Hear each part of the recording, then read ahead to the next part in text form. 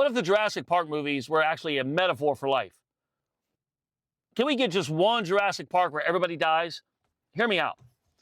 No survivors, no helicopter escape, no theme music, swelling as they fly off into the sunset.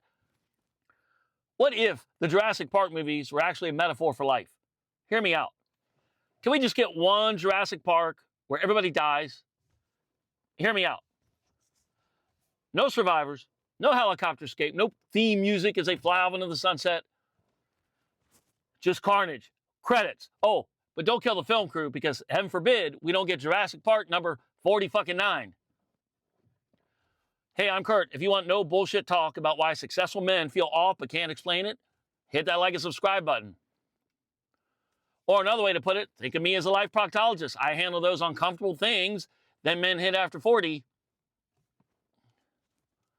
Or think of me as your life proctologist. Or think of me as your life proctologist. I talk about those things that are uncomfortable for men over 40, and you can keep your pants on. See, this is what feeling stuck actually feels like. I don't mean stuck in a job, I mean stuck in life. Same patterns, same loops, same promise to yourself that this time it'll be different. But you keep showing up with the same strategy you used last time. You already know the plot. You tell yourself next week will be different. You ignore the signs, you burned out, you binge a podcast or journal once, and you talk yourself into waiting until the timing is better. Rinse, repeat, rot. There's a moment nobody talks about, right? It is not Sunday dread. It's not burnout. It's that random Tuesday night where you realize nothing is like technically wrong, but you still don't want to wake up tomorrow. You're not miserable. You're just numb. Nothing is broken, and that somehow makes it worse, right? Because numb is harder. Nothing is broken, which somehow makes it worse. And numb is harder to justify leaving. That's when toleration kicks in, the familiar frame. There's a moment nobody talks about. It's not Sunday dread.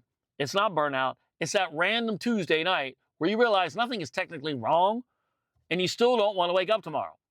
You're not miserable. You're numb. Nothing's broken, and that somehow makes it worse because numb is harder to justify leaving. That's when toleration locks in. Here's where I'm going with this. Last summer, I watched the newest Jurassic Park, and I was fucking kicking myself for seeing it because I knew exactly how it was going to go even before I walked in the damn theater. Dinosaurs get bigger. Man goes to some random-ass island seeking dinosaurs. Dinosaurs chase man. Dinosaurs eat man. And a few survivors escape on a helicopter over a scenic ocean view and then kick in the theme music. And you still watch the fucking thing. Why? Not because you think it'll end differently, but because the ending is familiar. I don't even like how my D's feel anymore, but at least I know how they'll go. Sound familiar? That's not hope, that's toleration. Humans choose familiar pain over unfamiliar possibility every goddamn time. Not because it's good, but because it's predictable. That's how people stay in bad relationships. It's why I stayed trapped in a miserable career for 5 years. And for me, it didn't show up as panic. It just showed up as, shorter patience, less curiosity, more drinking, more mentally checking out. I wasn't falling apart. I was just like disappearing, I just kept telling myself, yeah, I'm tired, but I wasn't tired. I was living this life that I didn't even respect anymore. And that takes a lot more energy than people admit.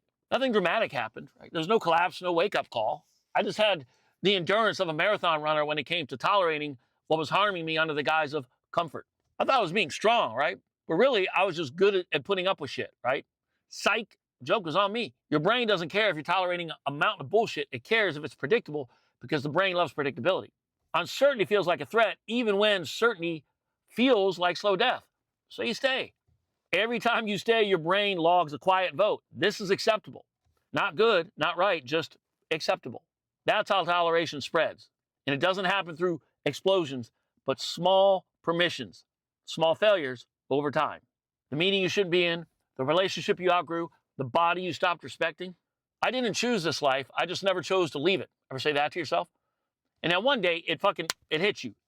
You don't feel trapped because you're weak. You feel trapped because you train yourself to endure instead of decide. And endurance always gets rewarded. People call it responsibility. This will flip your omelet. The longer you tolerate, the more people praise you for it. You become reliable, solid, the guy who can handle anything.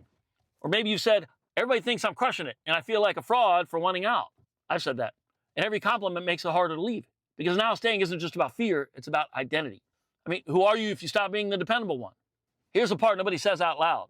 Toleration is just fear dressed up as adulthood. It's staying in the park because you already bought the damn ticket, even though you can hear the dinosaurs are getting closer. At some point, every man hits a quiet fork in the road. Not a dramatic one, a private one. It sounds like, I can't keep doing this. Or, I don't know who I'll be if I stop. Or, I'm not afraid of falling, I'm afraid of blowing up the version of me everybody relies on. Most people choose familiar pain, not because it's better, because it's known.